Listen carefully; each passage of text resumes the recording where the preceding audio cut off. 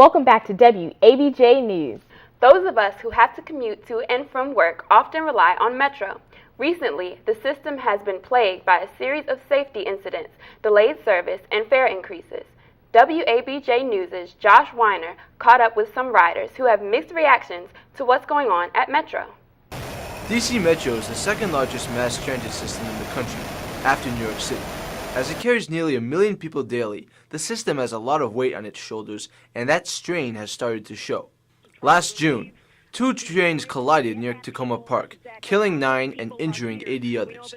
7 months later, 2 workers were struck and killed on the tracks by a piece of maintenance equipment.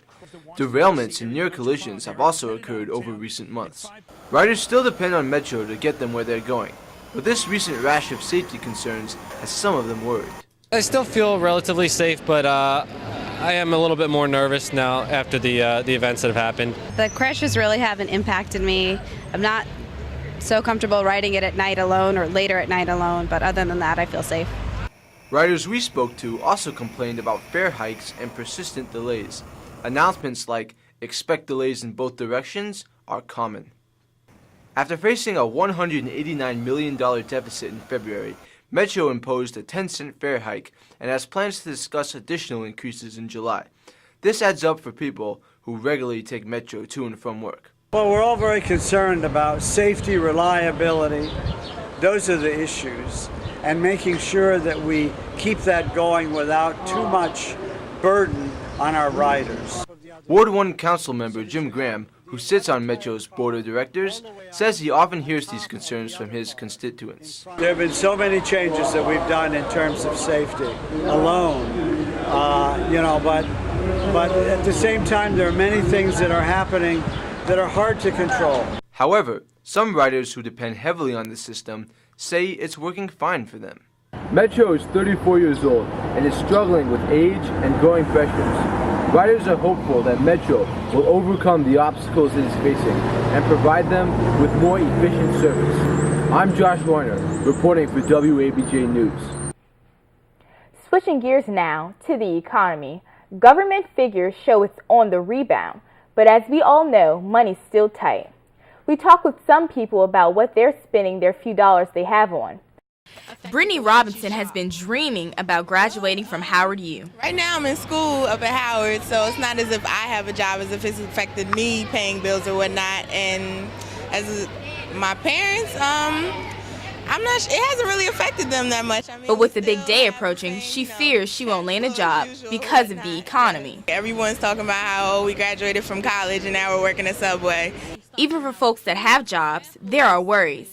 Cosmas Anyakuru struggles to provide for his sons, you see here, and the rest of his family. You gotta look for sale prices, you gotta look for wherever you can get the best deal at. Make sure that you try to cut back extra spending that you don't really need.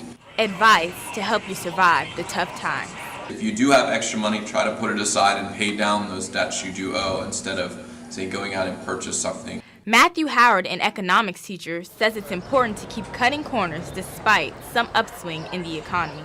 As for fears that many people have about the future, Howard says he's confident things will get better sooner rather than later. I certainly think we're going to get back there. It may take a little bit longer than some people project. I'm not sure if, like some of the leaders suggest, that we're going to get back there by the fall. Ariana Poindexter, WABJ News. Gigabyte, terabyte, megabyte, 3G, 4G, 5G. Can you keep up with technology? WABJ News' Shantae Hayes has your digital download. Seems like every time you turn around, there's something new in technology.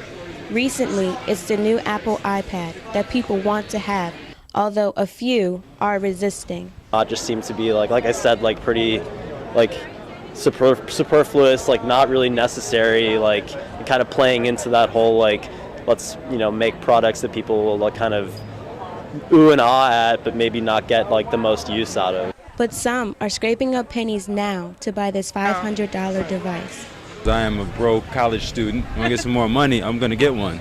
And he's not the only one. Even though it's similar to the iPod Touch, for some people, it's about convenience. Very convenient, it's portable. Along with its portable size, the iPad stores photos, music, and allows access to email and so much more.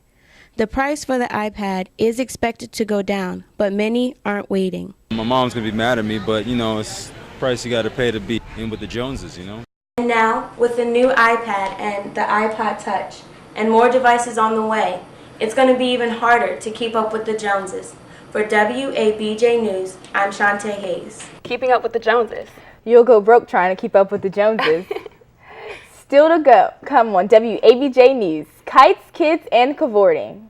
And up next, meet someone whose job is to protect your mail. Stay tuned. 33 aspiring high school journalists were selected for this year's Urban Journalism Workshop. We learned how to write, produce, and report TV, radio, and print stories from volunteer professionals. That's right, in simulating a news industry staple, we teen journalists had a chance to ask the questions at the annual UJW Newsmaker Press Conference held at National Public Radio in D.C. WABJ News' Ife Adelona has a story on this year's Newsmaker. It's a job few of us see, but plays a big part in keeping our mail safe. I don't think of it as a job anymore. It's something I go to do every day. For the past 14 years, Humphrey Rutherford has been fighting dangers that come through the mail by training postal officers. In firearms, we want to make sure that the person operated a weapon in a manner that it wouldn't cause any harm to themselves or somebody else unintentionally. Rutherford also teaches defense tactics. All of it, he says, is especially important these days, with the threat of terrorism and other safety concerns. Rutherford remembers one day when he had to pull his gun. It was at the height of the anthrax scare. I wanted to make sure that I detained or slowed down what I considered to be a threat. So I pointed the weapon at this individual, and I made sure you understand that I was ready to pull the trigger. I was trained to do that. Luckily, he didn't have to shoot, since the man he stopped didn't pose a threat. It was just one of the interesting stories Rutherford shared with me and other students at the Newsmaker segment during our workshop. Now we feel good that we know at least one of the people working hard to protect us and our mail. To see more work from the students in this year's workshop, log on to our website at www.ujwonline.org. It's spring, and that means time for outdoor sports. A district high school is making history in the field this year. This is Andrew Dixon with WABJ Sports. It's lacrosse season, but now you don't have to go all the way out to the burbs to play this year. Wilson High has started DC's first boys lacrosse team this year, making history on the field. Students there are now suiting up to play. It's a brand new season and a brand new sport for DC's Woodrow Wilson High. They're already making history with the first boys varsity lacrosse team ever in a DC public school. The team was put together by Wilson coaches Harry Alford and Lucius Polk. They both began playing lacrosse in school, and they want to bring the game to DC. When I had started, it was an option that was really only given to the private schools and in Bethesda, Maryland, and DC. And those schools have so many talented alumni with regards to coaching, playing, that they can recruit almost endlessly from that pool. The coaches say the first year they didn't set expectations too high. All these kids want, it's just another way to just express themselves, and lacrosse was a great outlet for them. They love it, and we've heard some positive things from other DC kids and parents, and they're really excited about it. They hope other schools catch on to it.